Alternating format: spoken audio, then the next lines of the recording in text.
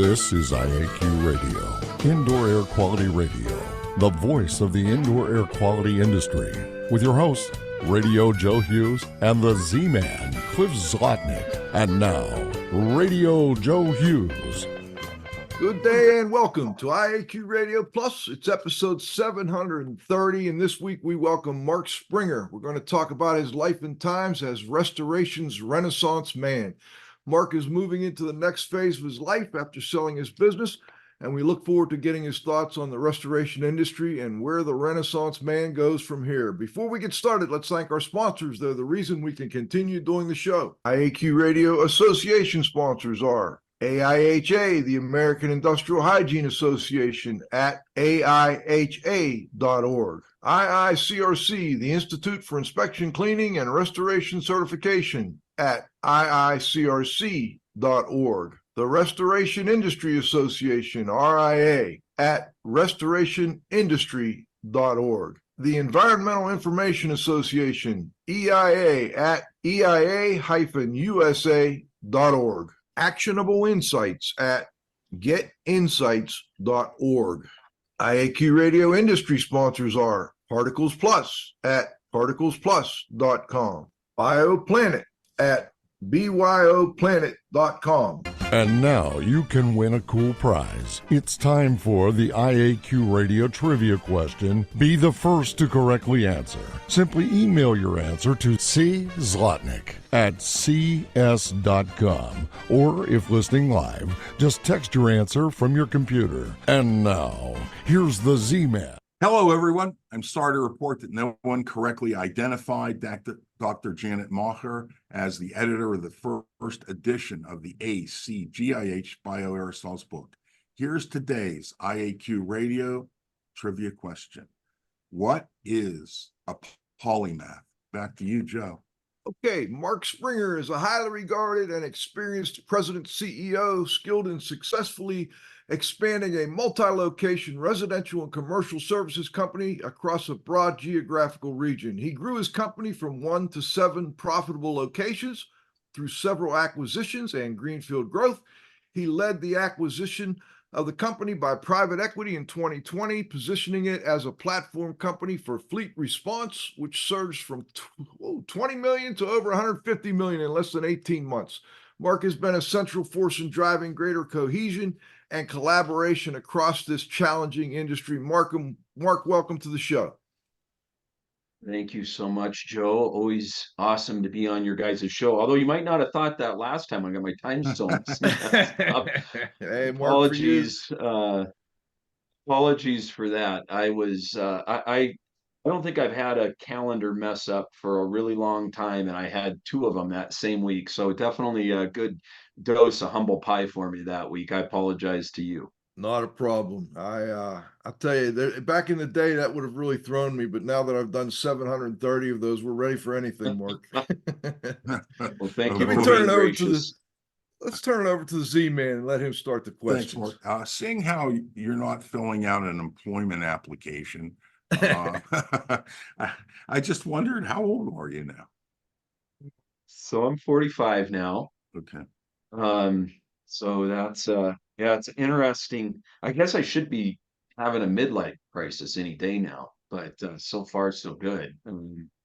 Managed to dodge the bullet on the midlife crisis, but give it time. Very Mark. blessed. What's that? Give it time. Okay. I feel very blessed. I mean, to be able to sort of be at the mid stage of my life and still have so many opportunities in front of me. I feel pretty honored and pretty blessed to have lived the life I've lived. Well, one of the interesting things, my brother convinced his wife into letting him buy a pretty cool sports car rather than having a Ferrari. So I'm going to give you 2 choices. Either, I'm having a midlife crisis. Either I need a girlfriend or a sports car. And she said, go ahead and buy the sports car. So. Well, I'm already married to the most beautiful woman in the world, so I wouldn't need to do any upgrades there. So I'm good there. And sports cars don't do well in deep snow. Let's see, I think last night we got about a foot of snow. So if you could see, I sent Consigli a picture of of what it looks like outside right now. I mean, you'd think it's Christmas time right now in Montana. I mean, it's like we got a foot of fresh snow. Good old Bozeman. Well, let's go Yeah. into a little bit on your background. How did you get into disaster restoration? Did you even know this industry existed when you were growing up? Did I ever know that this industry existed? I wish this industry didn't exist when I was growing up. So my dad started Dayspring Restoration Yeah. back in 1989. I was 11 years old then when he started the company. And actually, his very first water damage school was down in Sheridan, Wyoming, taught by none other than Pete Consigli. And his very first fire damage class was out in Pittsburgh at Cliff's fire damage training school, taught by Rusty Amarante. So, right out the gate, my dad had exposure to certainly three industry legends as he got started with the company out here. So I grew up in the business. My parents did this really revolutionary thing back at least for the 80s. They decided, so there was five of us kids. I had three brothers and one sister. Yeah, I was the oldest, and they decided that they were going to do this thing called homeschooling. Of course, nobody knew what homeschooling was. So I got to work in the business from a very young age, whether I wanted to or not. And in fact, I've told this story before, so people probably heard it before. But when I was in high school, I was the only person I knew who had a cell phone, and it was not. My kids can't wait till they get a cell phone now. I hated that cell phone because when it was ringing, it was my dad calling to say, "Hey, wherever you're at, so and so's basement has 6 inches of water. You need to be at this address within an hour," right? So all of my social life was impacted by this cell phone I had that was about this big, and that was what I knew. That was my reality, Joe, when I was growing up. Well, how did Gotcha. you enter into transition with ownership in the business? How long were you there before you ended up taking it seriously enough that your dad knew that?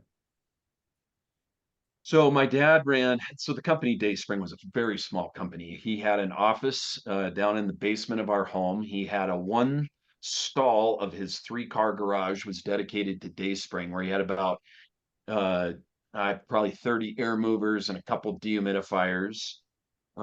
He started the business as a restoration business back when, the industry was just in its infancy stages back then in late 80s, compared to what it is today. That may not be infancy for you guys, but I think relative to where it is today, it was just so different. I think of the standards we had then for how we dried homes and how we handled microbial remediation projects and PPE and all these things. It was just a different world then, right? And so I really didn't care. It was just a job for me. I started about the time I had my driver's license. So about 15 years old, my dad started putting me in charge of running some fire damage crews. So I was pretty wet behind the ears, and I'm not sure that all the crew appreciated the fact that there was a 15-year-old telling them what to do.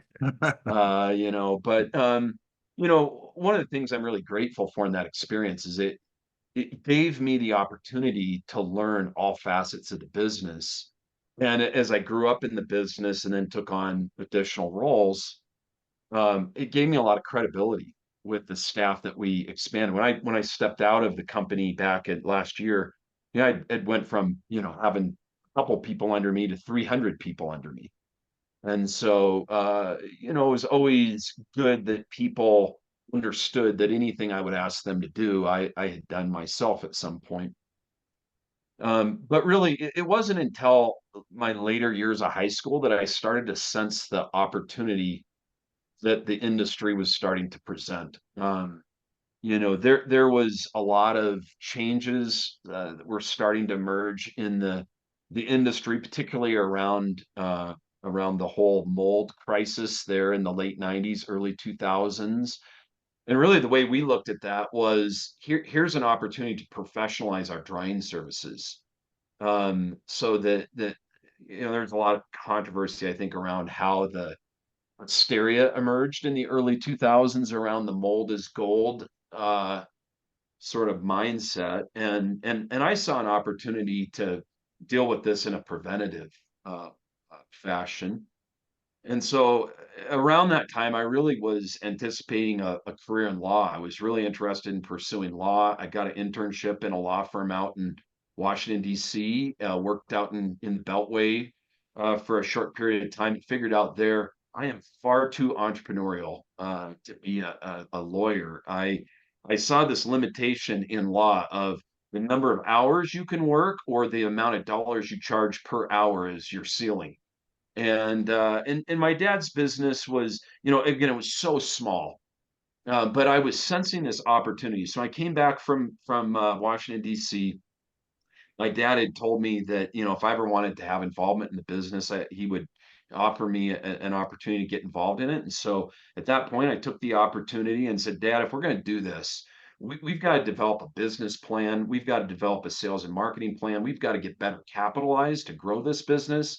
And he sort of said, Mark, go for it.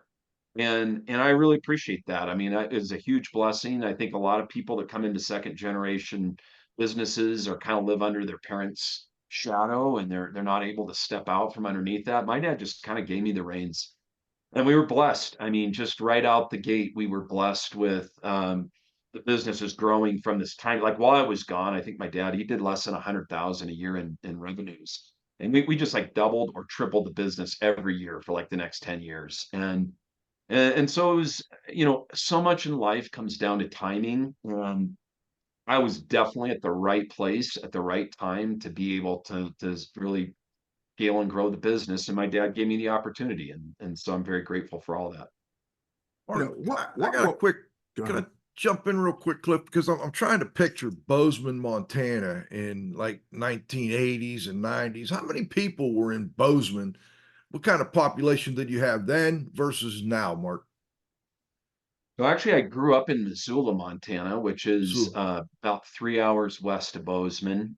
Missoula is the town that's famous for the early 90s movie, A River Runs Through It. If there's any fly fishing aficionados out there, that's where River Runs Through It happens. hmm. And it was a small community though, Joe. I mean, it was about 50,000 people in Missoula. Bozeman and Missoula are similar size, though. Bozeman at that point was a little smaller than Missoula, but they're relatively small mountain town college city. You can't even call them a city, right? Because it's 50,000 people. And how many restoration contractors existed in a small town like that? I'm just curious where you came from here. Yeah, so there's quite a few. There was a lot of, I mean, there's people I'm sure that Cliff and Pete and even yourself may know from Montana. Montana had at one point like the highest per capita CRs of anywhere in the country. I mean, there was a Hmm. whole bunch of CRs in Montana. Um, I mean, Ben Yonkers from Bozeman, Tim Rathbun, who was another guy. I don't know, I'm sure you guys probably knew Tim Rathbun, Cliff at one point, Tony Gray, a bunch of these guys were out here in Montana. So we had tons of competition. The thing that we were able to do that other companies didn't do, at least at that point, is, and again, timing and location's everything. But I started really aggressively pursuing the end user. And I think, a lot of people, my dad went through Claude Blackburn's Dry's marketing program. In fact, I still have it with the slide carousel, that you'd use to go out and, try to pursue work from adjusters. We did a little differently. I had sort of pursued mass media marketing, television advertising, billboards, radio, back before really anyone else was doing that. And the reason I did it is because it was so affordable. I mean, I could be on the 10 o'clock news with a 30-second ad for like $175. I remember Wow. talking to friends of mine from Chicago. It'd be $10,000 even back then, or 20,000 or 50,000 to be in a major market to do that sort of television advertising. But for a relatively small cost, I could be on television all the time.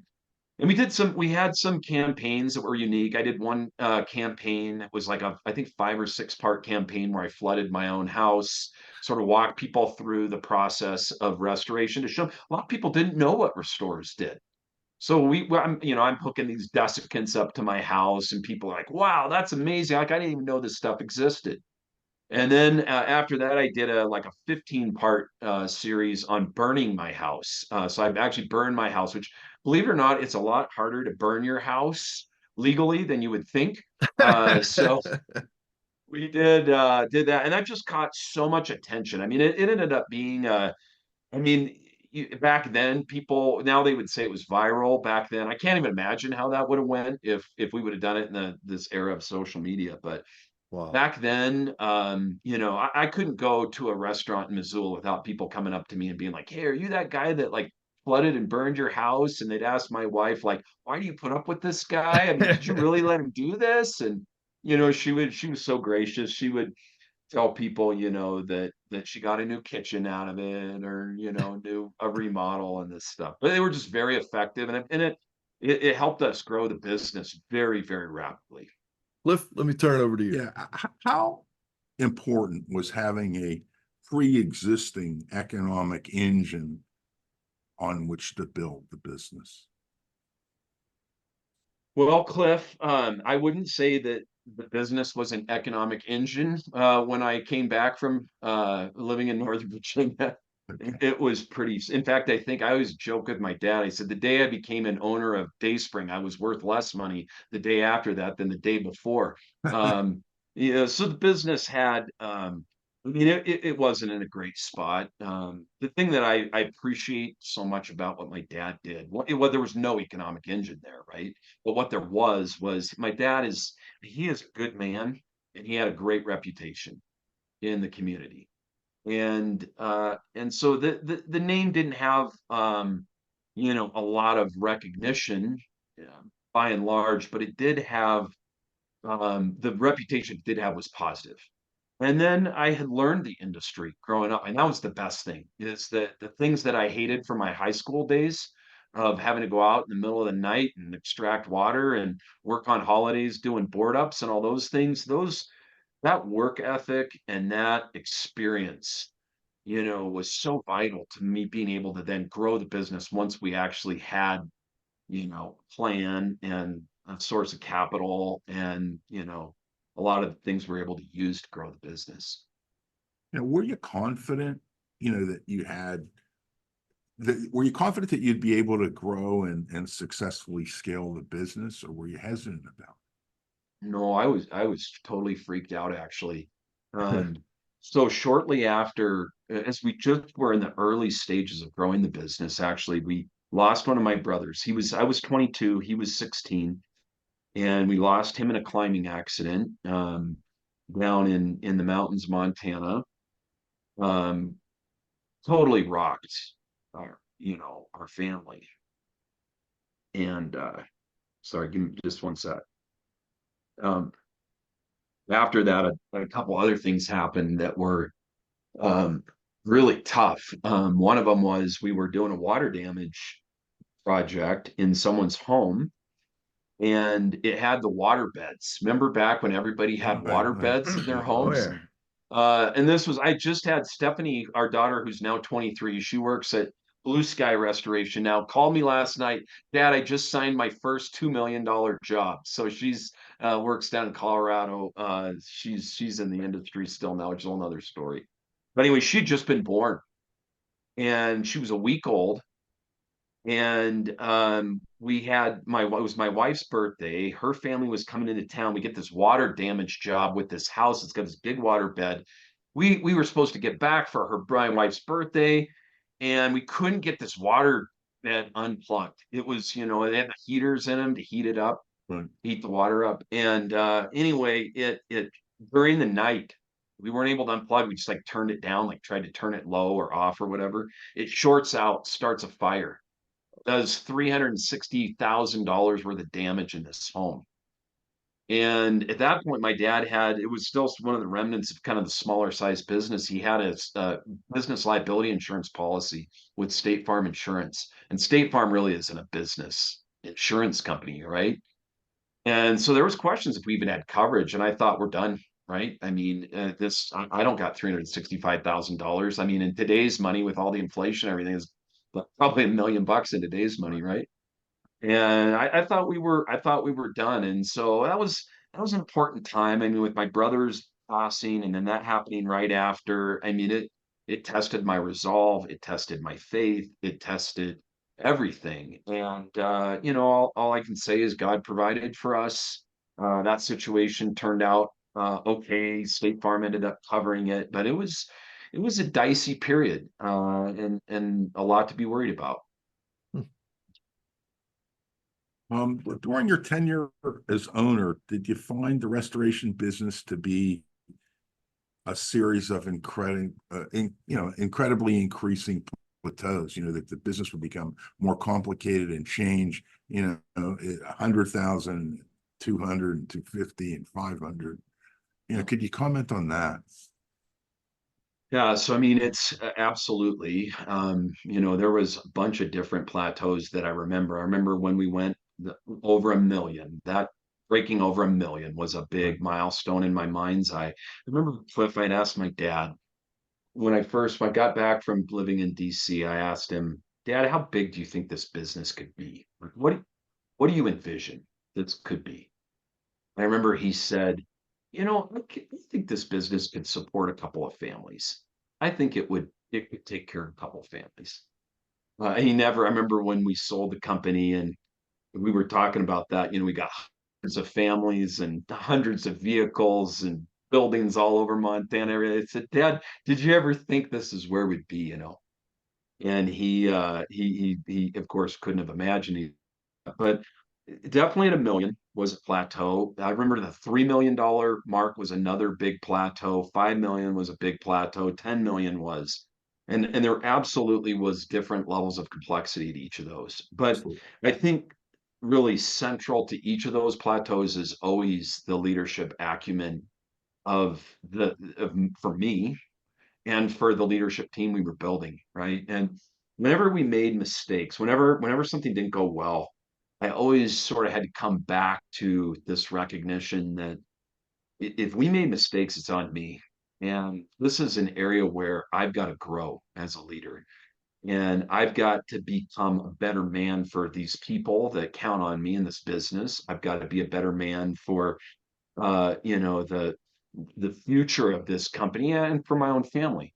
And so at each of those points, I remember having to go back to the drawing board and say, okay, what happened here, and what do I got to do this better?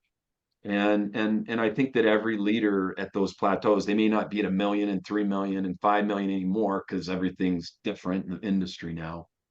But whatever those plateaus are, you can identify them by the mistakes that you start to make, right? The missteps. And people either get really frustrated in that, and they can get callous, or things go well and they get a big ego. But I think it's either of those, right? If you're either having missteps or if you're getting too big of a head, you got to step back and evaluate just the job you're doing as a leader in the organization. Mark, when you hit those plateaus, did you ever go out and hire like a business consultant? It seems to be a real big thing today in the restoration industry. There's probably 10 or 20 different companies out there that consult for and work with restoration companies. Did you ever find yourself in that position? Yeah, we did.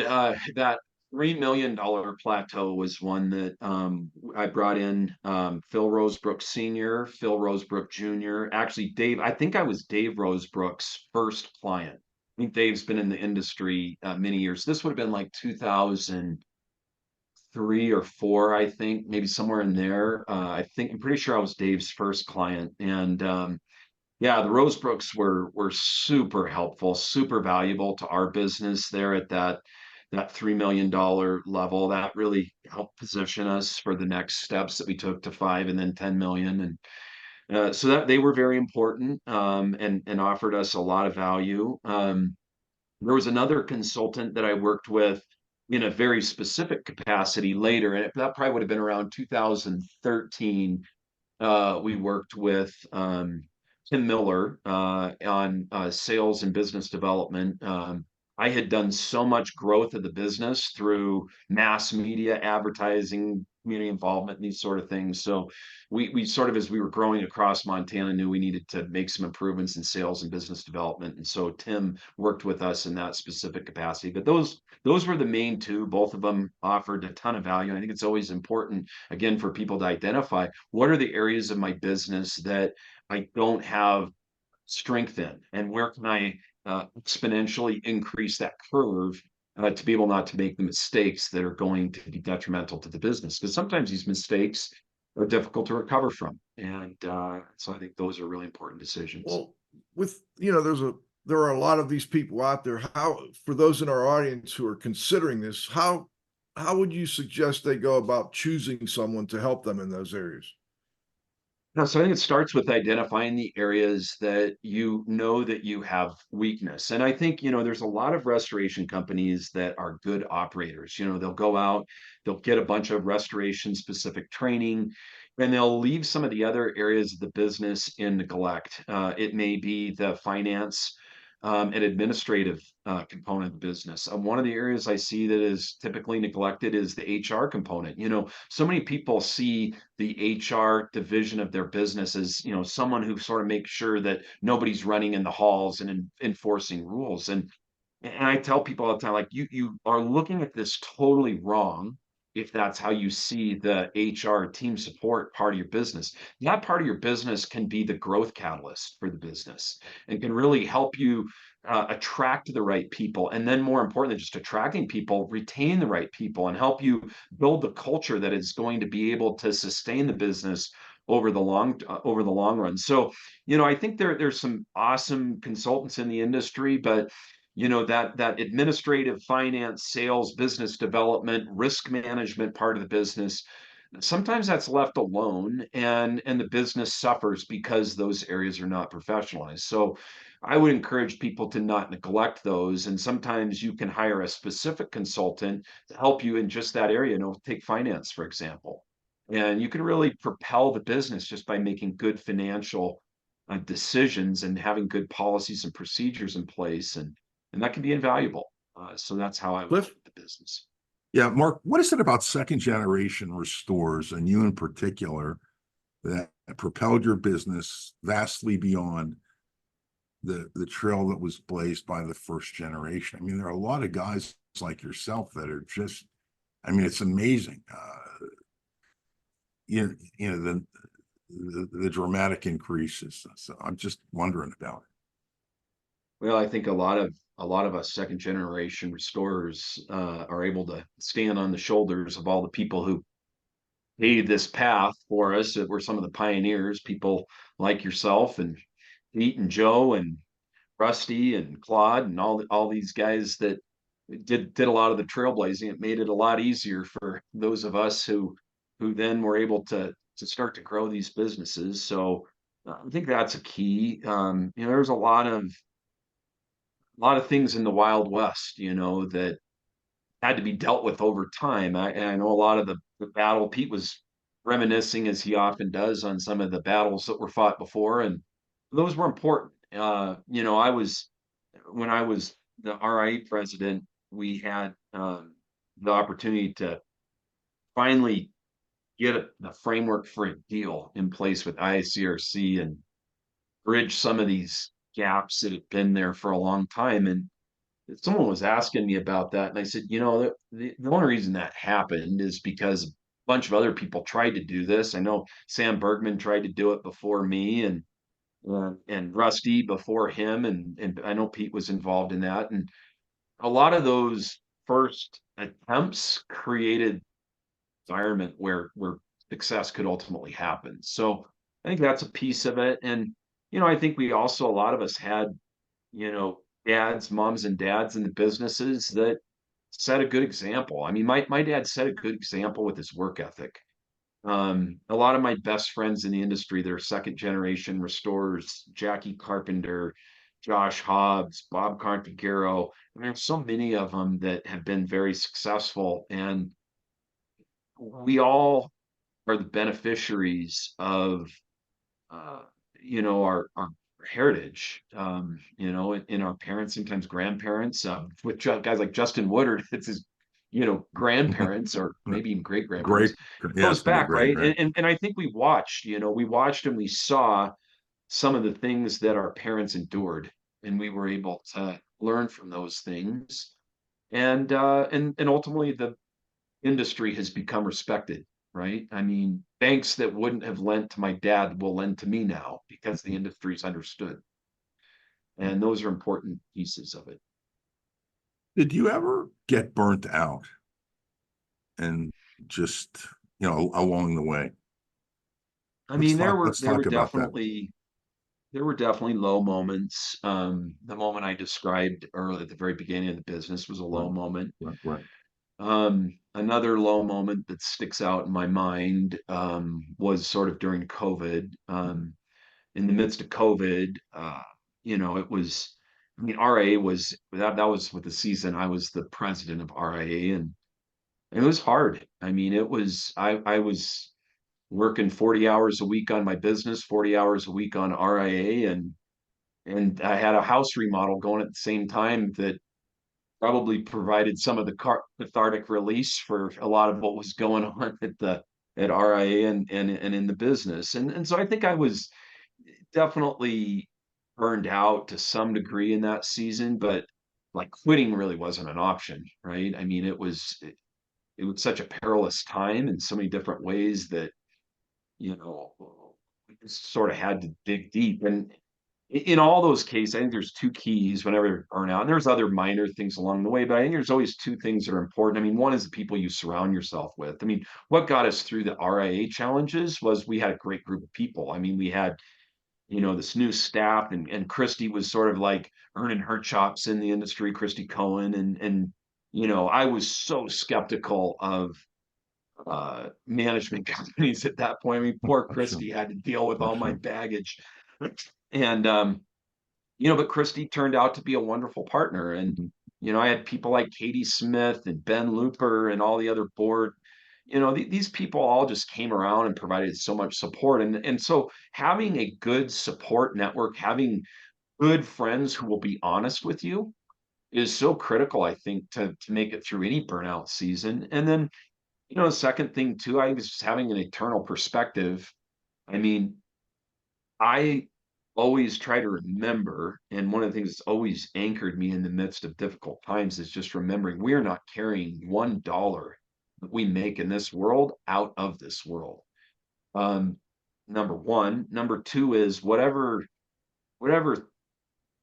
awards, accolades, or whatever else happens to us in our lives on our deathbed, none of that's going to matter.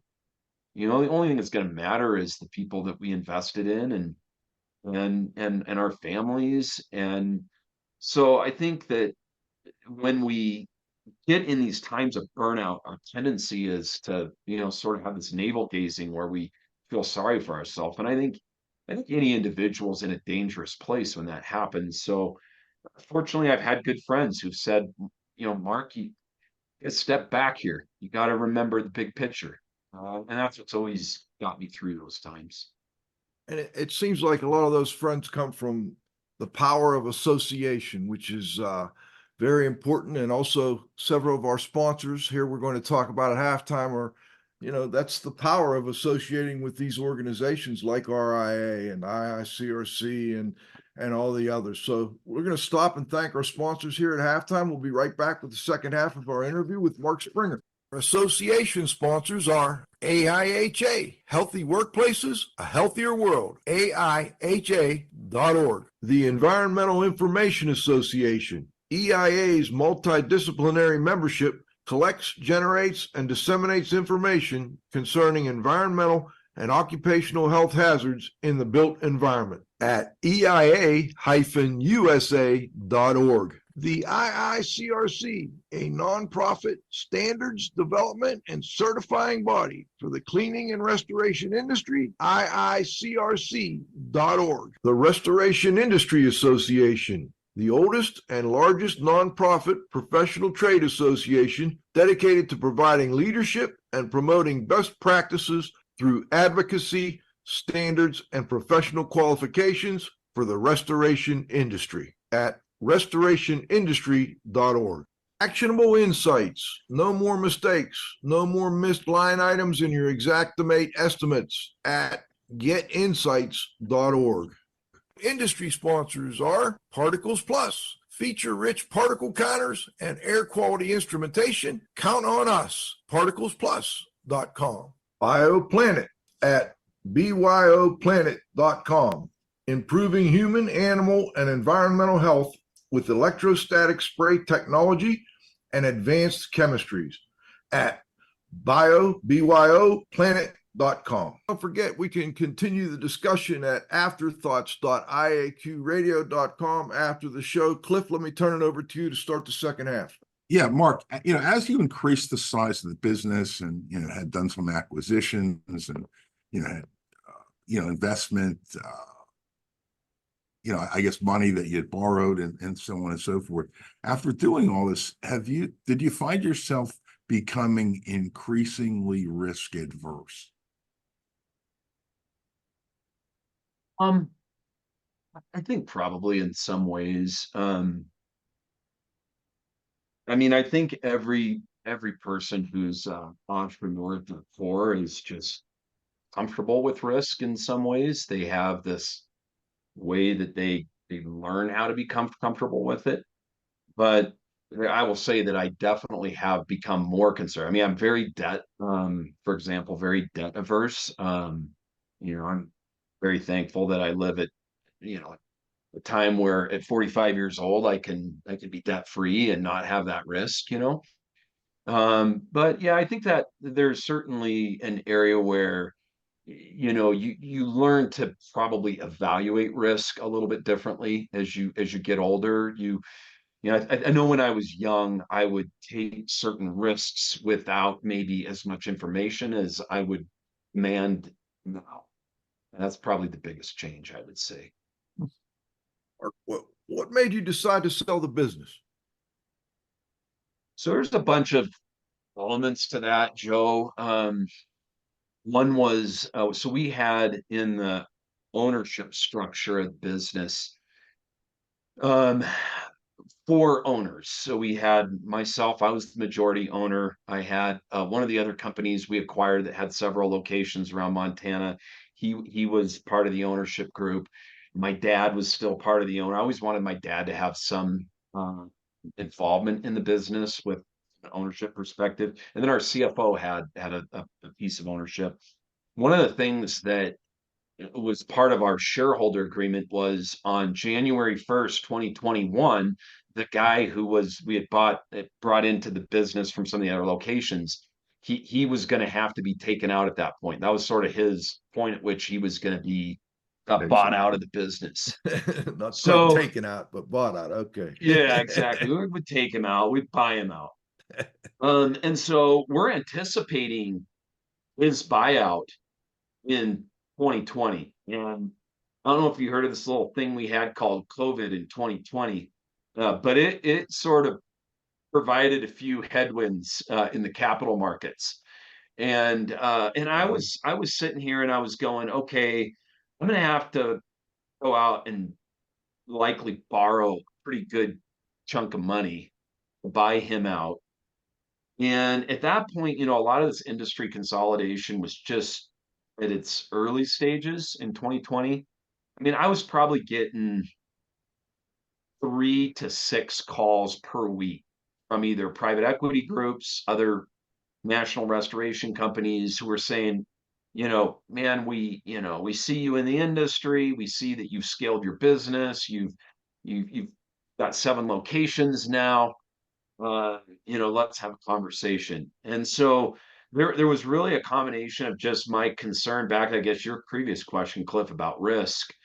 I knew that the consolidation was happening, and I felt like I could either have a role in the early stages of it, or I was going to have to react to it later.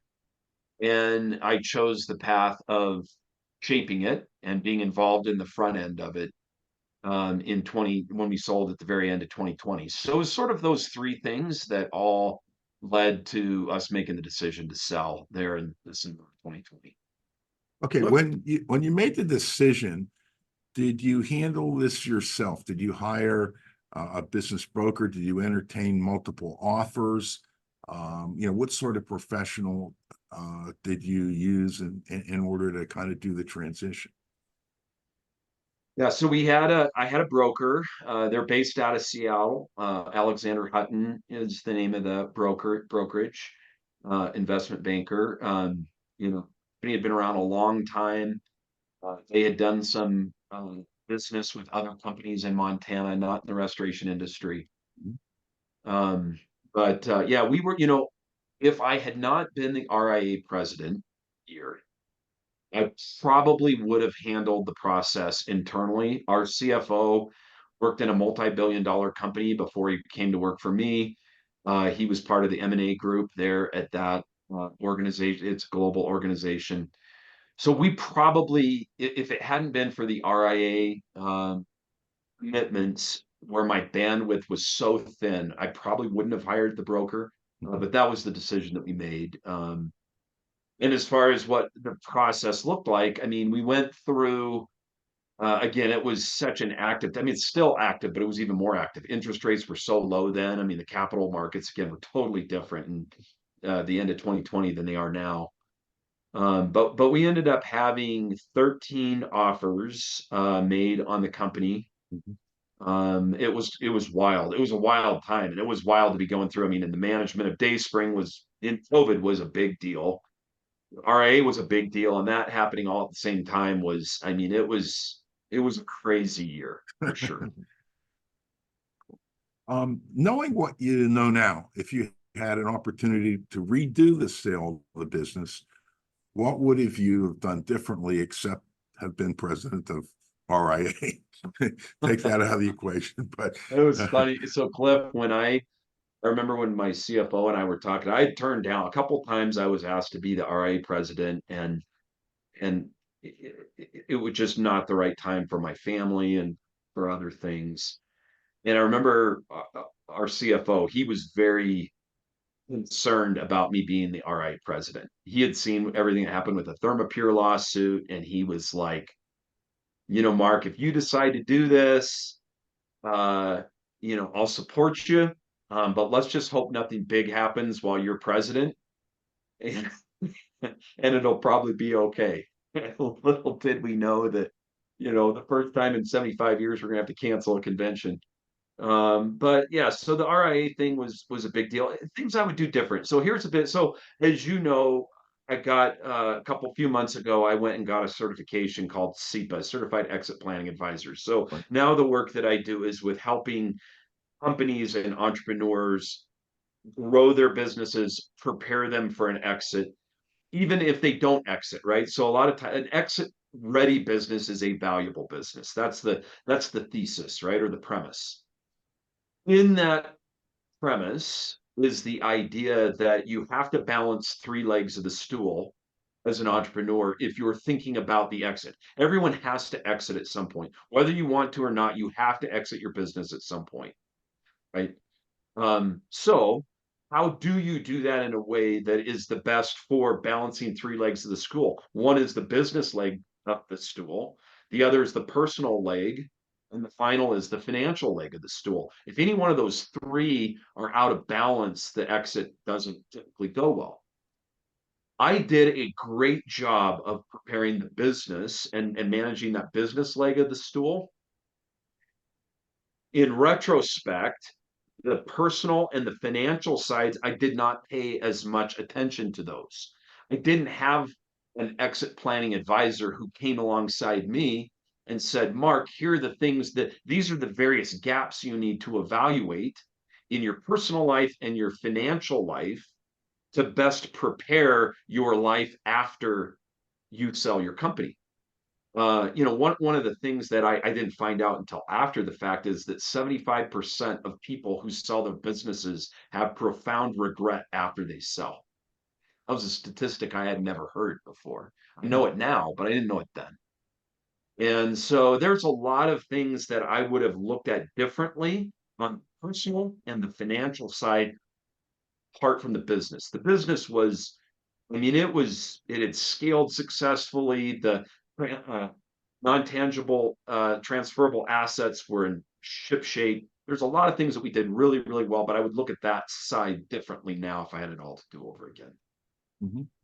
Do you believe that your success in the restoration industry is going to automatically transfer to your new profession? No, I mean, I guess I'll answer that business in two ways. Um, the first side is that there's a lot about business that does apply universally. A friend of mine who's a CEO of a very large global distribution company, they do, I think, close to $1 billion worth of international distribution. He and I were talking about this recently, and his statement was, Mark, 95% of business conceptually is transferable and can be used in any business or platform. I sort of push back on that. I mean, I understand his point, but I do think, particularly with property restoration, there are complexities in this business that do not apply to other industries. And I think this is one of the challenges right now, and particularly the amount of private equity that's flooded into the restoration industry.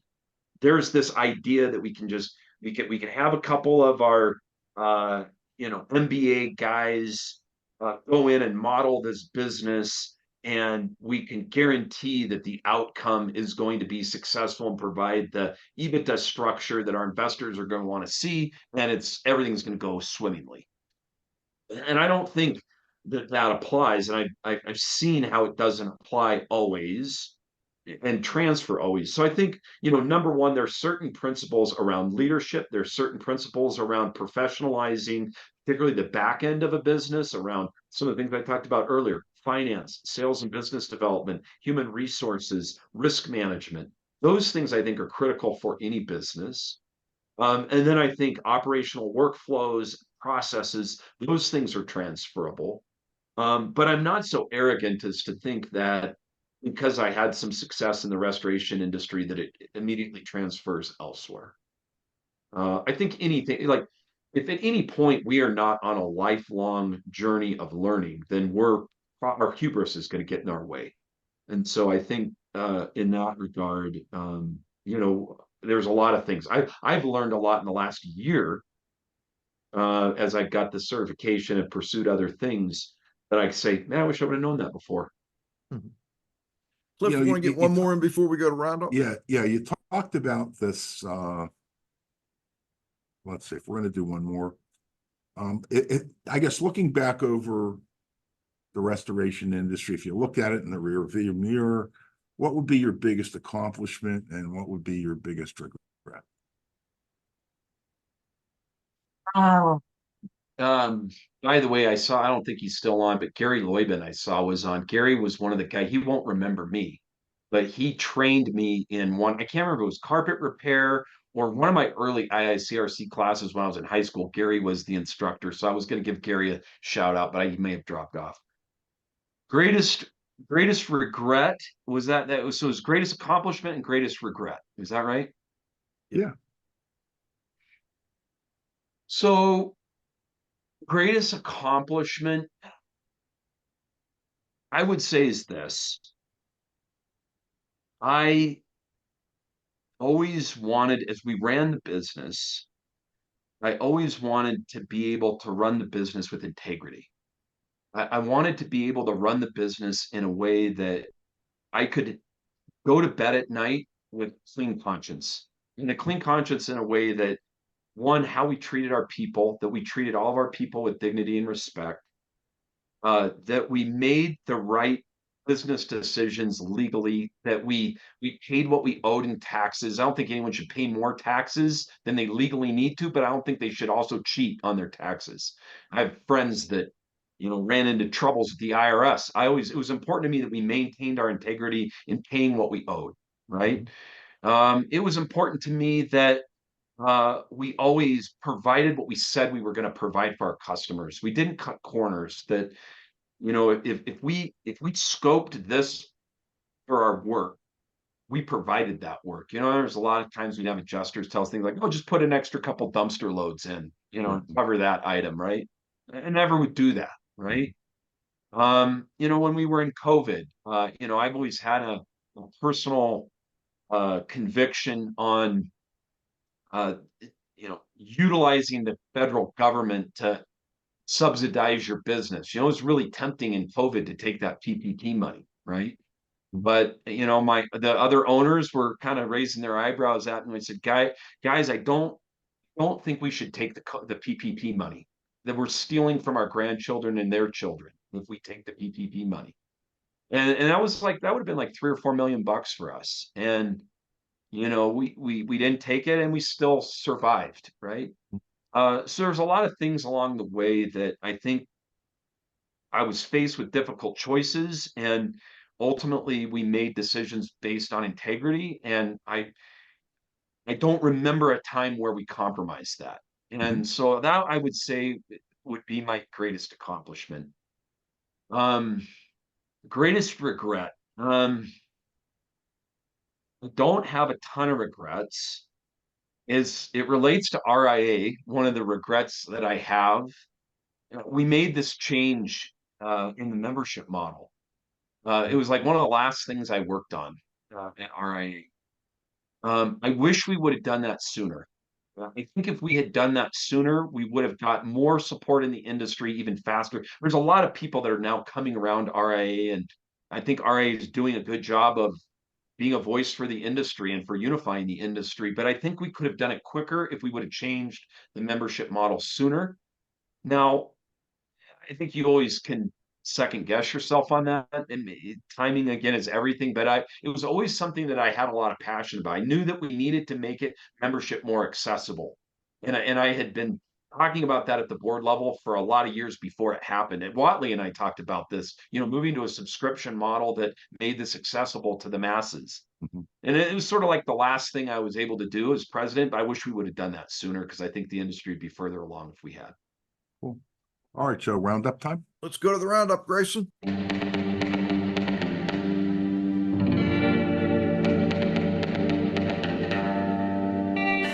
All right, so the roundup this week, we're going to talk to actually, I want to mention actionable insights, and we have one of their principals on the line here with us. Also, Pete, the restoration industry's global watchdog, Pete Consigli. Pete, jump in there, will you? Well, I have to tell you something. I've helped IQ Radio over the years set up a lot of shows, and I usually always come on the roundup for the ones that I do set up, and sometimes not.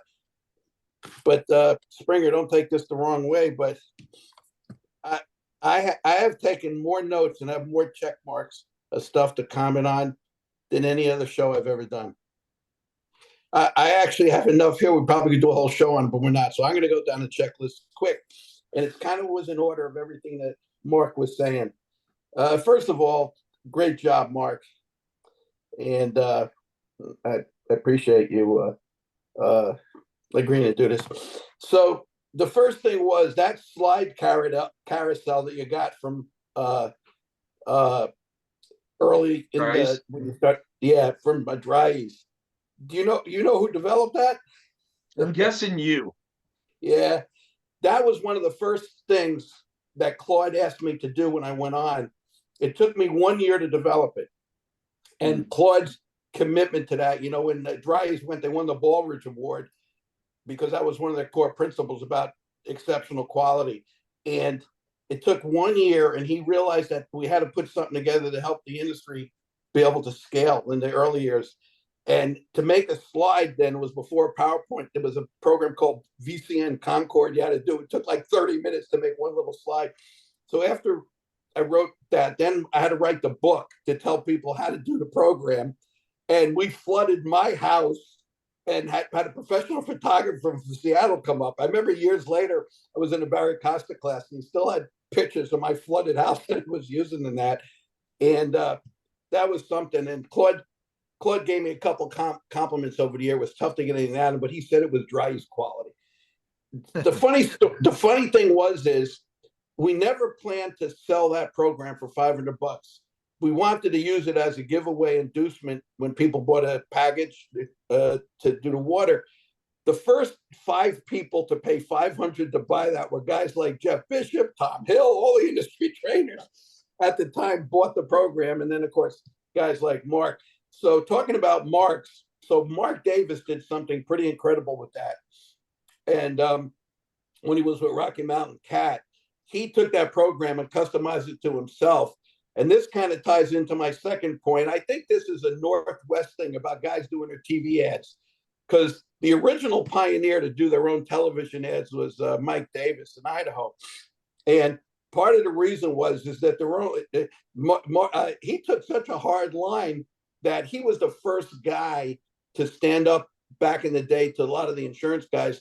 They were do something wrong and they didn't like it. And so he just marketed to the public, and he ran a lot of these ads. And in the late 80s, early 90s, when DKI was doing their recruitment to help build that network, he used to do these as outtakes, and some of them were hysterical. But Mark did it. Hey, Pete. Yeah. Okay, Watley's got to get off in a few minutes. Give Watley. Go ahead. Put Watley. Let's give him some time here. Okay, there you go. Welcome, Watley. Thanks, Joe. Good to be here. Great show. To have you. Thank you. Great to have you. What are you well, we like to get the final word from people and so on and so forth. There's just your thoughts either on this or in general. Well, I think it's a great insight into a lot of people like myself have looked at Mark Springer from a distance and romanticized our career and thought, well, maybe I could be more like Mark when I grow up. And that was both in an entrepreneurial sense and also in terms of being a stately leader and one of the most well-spoken restorers I think the world has ever known. And to be able to reflect on, not just his wins, because his wins have been loud, right, and evident to all of us. Knock another one out. It's funny Mark talking about the waterbeds. The waterbed industry in its early stages, actually, they had such poor quality with the beds, they couldn't be insured by the insurance industry. I remember when I first moved to California, a lot of work that we did in those early years was self-insured work with the waterbed companies. There was a company called Comfort Zone, which was right next to the big General Motors plant. They were one of the leaders out there, and that was interesting. Now, the thing that Mark, when you talk Pete, hold on, looks like Watley's back. Okay, go ahead, Watley. I figured it didn't froze up for much. Where did I leave off? What happened? Okay, you were talking about my failures, I think. You said actually you said he was the most well-spoken and so on and so forth. But you're still learning, Mark. Like year over year, month over month, you're still learning. And I think that's a good lesson for all of us, is that this industry is really complex and we might never achieve mastery. And so that's aspiring. Like we can always be looking around and learning. Yeah, hey, Watley, that brings me to another point on my checklist. When Mark was talking about consultants, he talked about the Rosebrooks, but then he also talked about Tim Beller. Mark, I don't know whether you ever know this, or Tim ever told you, but Tim told me one time way back in the day when he was doing the sales training with you. I said, so Tim, some of the guys work with, he goes, who's your model client? He says, well, my model client is Mark Springer. I wish every client was like Mark Springer. Mm-hmm. So, me and Cliff have known Tim from way back in the early John Donne days. The other thing, talking about the plateauing, this is actually important historical stuff with RIA. One of the things that RIA did back in the early days with Marty King, we did 2 technical seminars a year, one on the West Coast and one on the East Coast. They were the same, right? But in the middle of the year, we did what was called the management seminars. Marty did those for years. And he did a whole presentation one year about these businesses and plateaus, from working out of the house to $1 million. It was 1 million, it was 2 million, 5, 10. And then after that, nobody in those days could think more than 10 million. Anybody could ever do that. Today that's kind of like the small guys, right? But my point on all this, I think as an association, and as we've grown now, we forget sometimes we don't deal with people at different stages of their business. And a guy who brought that up, it was the 8th point in 2008 when we had the reorganization meeting in Baltimore. With in that room was Frank Heaton, Sam Bergman, Scott Stamper, Mike Goldberg, and I'll tell you all. I'm reading the list of all our past presidents, but Kent Rawhauser was too. And over 2 days for strategic planning of projects we're going to do, we came up with from about 60 things to 8. The 8th in the whole thing, which we never got to, we did about the first 5 or 6 was businesses in transition. And Kent brought that up. he says, we don't do enough training in that in the industry to help companies plateau through the association level. So I thought that was very interesting. This whole thing with the mergers, when you're talking about the IACRC and all that, one of the things that Rusty asked me after the year after his presidency, I talked to Rusty about 2 years before that, and he had to decide, since his position had grown with Belfort, whether he was going to take it on. He did. And he was one of the last single-year presidents, which were, I think, returning to that model. And he said, how did I do? And it was hard for me to answer the question to Rusty, because I learned from dealing with Joe Stevebrook and guys I knew through AIHA and ASHRAE. He said, every president in a nonprofit organization doesn't get credit for things they started, but probably gets too much credit for things they finish. And that's all about leadership and about succession and transition, is that the stuff that Mark got credit for, a lot of people before him, which he recognized, put that. Well, things that Mark started that other people potentially years from now will finish, no one will remember, he won't get credit for. And that's part of working in a nonprofit role, in the leadership role. Anyone who's looking to do that should probably keep that in mind. The other thing, when you started mentioning Jackie Carpenter, you mentioned Justin Woodard. Another guy you could throw into there is Andy Goldberg. All right, in 2011 in Broadmoor, that convention, there was a panel that was put together called Not My Daddy's Business, and was all about transitions to those next businesses. And Jackie actually pioneered that, but Justin, Andy, a bunch of them were on there.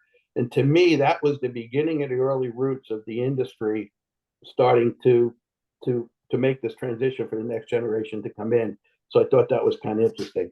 Take care, Wally, baby. And we're going to do that show with you whenever it is. We'll get it set, and I'll be on. All right, just let me know. I'll be here. Great fun, guys. All right, buddy. Wally, thanks for joining us. Thanks, Cliff.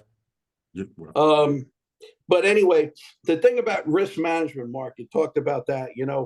The risk management, one of the big accomplishments that Mark did was helping complete the CR body of knowledge, which leads to the whole education plateau. It was a 7-year process to get it out. It went through several people at the changes of leadership. It's hard to get these documents out, just like it is hard to get these standards out. It takes a big effort. But when Purdue did the study with RAA of was 275 CRs, they asked. They did a list of 29 things that a typical restoration project manager dealt with, and 2 of the top 6 of the 29 was all about management and leadership stuff, and risk management was one of them, project management the other. These are the areas where the most successful guys are spending their time. It wasn't on all the technical stuff. So, and it's the same thing with the leadership. That's the 4th leg, if you would, of the technical competence, scientific competence, and management competence in the body of knowledge. The 4th one was leadership. And, Mark talking about the difference between proactive and reactive, that's actually the first of the 7 habits, is to be proactive. And I remember when I was studying that stuff in the 90s, I went to with a couple of people in the industry, we went and saw Stephen Covey talk, and they asked him, and he said this on some of his tapes back in the day, what was the single most thing of all the research he did? Because when he wrote that book, it was actually to get his PhD. And he said the single most important thing was that between stimulus and action, what do you do in that moment when something happens? And that's the difference between proactive and reactive, which he said is probably the beginning of the most important thing. Talking about Jackie, what I realized, Mark, you have a lot more in common with her dad. Maybe your 2 dads have a lot in common. That was kind of Butch's philosophy, was he said, if you take care of your business will take care of you. And so when you talked about selling the business, every business is for sale the minute that it opens up. It just determines when you're going to have the right terms and the right conditions. And Butch started looking to sell his business 15 years before he did it. When you talk about the 3 legs, the business, the personal, and the financial, I think little did he know that eventually when his 2 girls grew up, that one of them would buy the business. But I remember him telling her, he said, just because you're my daughter, he says, you're not getting those special deals. He goes, because me and your mom spent their entire life building this business. So whoever buys it, they have to pay for the blood and sweat. And that was kind of an interesting thing. When you talk about profound regret, I did a lot of research and studying in the 90s after I left Rice, before I started this consulting and specializing in training. Mark, have you ever read the Cliff Bar story? Have you ever read Cliff the book? Bar? No, I saw a summary of it, but I haven't like read the book or anything. Yeah. So the Cliff Bar story is very interesting. So the guy who founded Cliff Bar, of developing those bars eventually before General Mills, one of the big companies, bought him, there was a deal on the table for $120 million. He was on the way to the closing with the partners to sign this deal for $120 million to sell Cliff Bar. And what happened is, while he's driving to the closing, he started thinking about it. He gets to the closing, all the lawyers, everyone's there, and he says, I decided I'm not going to sell it. Now, this lends directly to the profound regrets when we're talking. What he realized was, if he sold Cliff Bar, they said, what do I do now? And what happens to all the people that were depending on him if they get embroiled in this big Fortune 500 company? And he didn't sell Cliff Bar. Now, eventually, years later, the big corporation, Nabisco, that came in and did it. So it's an interesting story. The leadership principle thing, I think, is important, and all of that. So hubris. It's funny you talk about hubris. One of the greatest empires of all time is the Roman Empire. And there have been a lot of books written about what brought the Roman Empire down was hubris. And arrogance leads to hubris. So just when you think you know everything and you're too good, you better be careful about that.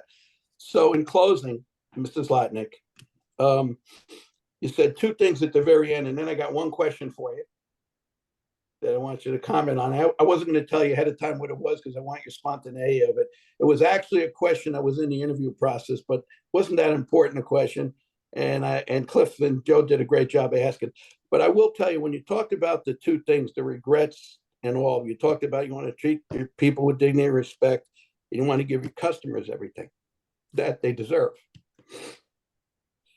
That was Butch's philosophy. He said there's two things that are going to create a successful business. Number one is, how do you take care of your customers? Because without customers, you don't have a business, right? And the other thing is, do you hire employees who will deliver the promise to your customers?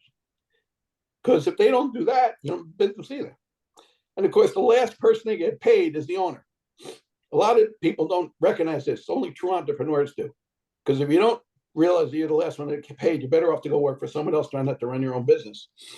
And he always had that philosophy. And the thing that I find is the most expensive cost that any business has is finding and getting customers and finding, recruiting, training, and keeping employees. And people don't spend as much time in that because it's a soft cost. It's not necessarily looked as a hard cost. They look at all the hard costs. My feeling of all the companies and all the guys I've known over the years that have run successful businesses, they paid attention to those two things first and foremost above everything else.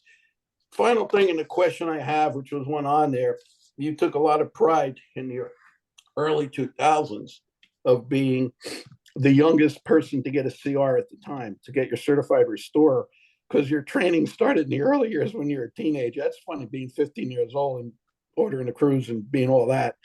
So as you look back on everything now, because we're successful off the education fundraiser we did after the convention, and there's a whole new group of people going to be coming up the ranks.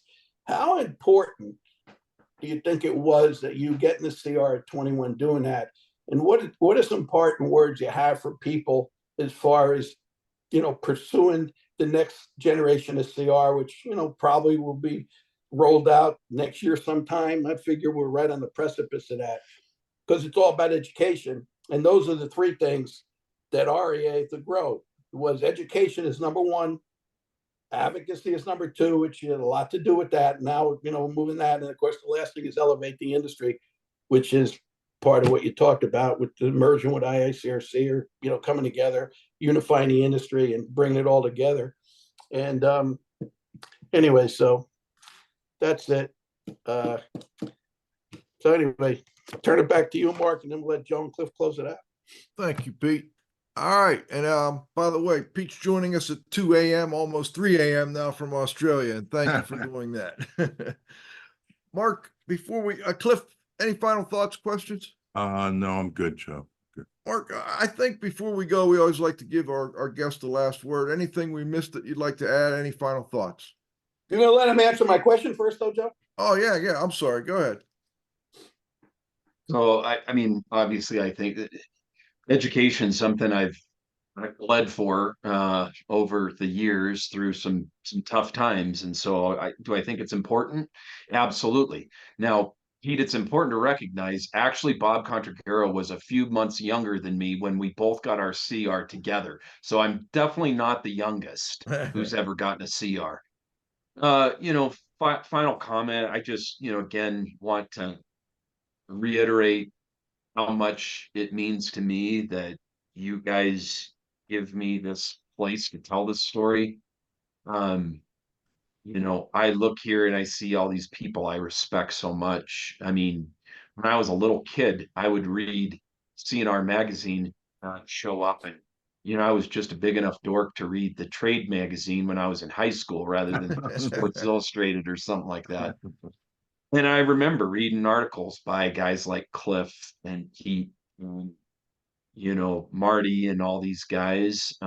So I just think my last thought is I just want to thank you guys for all you've done. I wouldn't be here doing what I've been able to do and have the career that I was able to have without you guys.